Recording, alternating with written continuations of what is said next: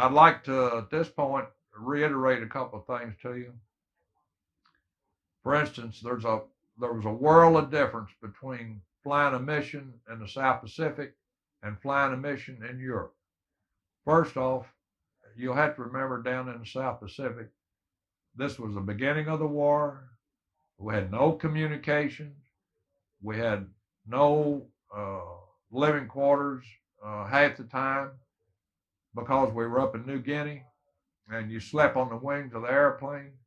You had a shack down there they called Sloppy Joe's. And eventually the Japanese bombed that one day, and then that was the end of that. But you go down to Sloppy Joe's, you could get a baked bean sandwich and coffee, and I didn't drink coffee then, and I don't drink coffee today. Never tasted it, in fact. But a baked bean sandwich and a glass of water was what I had, or those damn hardtack crackers, and that's what you existed on for several weeks.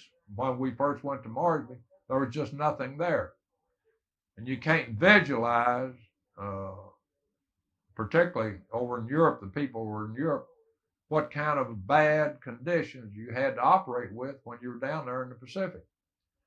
Uh, Everything was low level.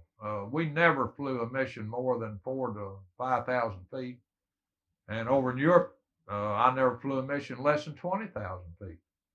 So, uh, and you had good communications. In Europe, well, you go in as a lead crew, and they get you up at 2 o'clock in the morning, and you go in and eat the powdered eggs for breakfast and so forth if you want them, and go down to briefing, and you get briefed about an hour or so before the main crews would come in at 6, and you knew the time over target, you knew what your target was, you knew what the weather was going to be, you knew what to expect for anti-aircraft fire. They were given, then you put it on your maps where their most dangerous places were or heaviest concentration, trying to avoid those places. And it was just uh, so much easier to fly a mission in Europe than it was in the South Pacific. There was just as much difference as day and night.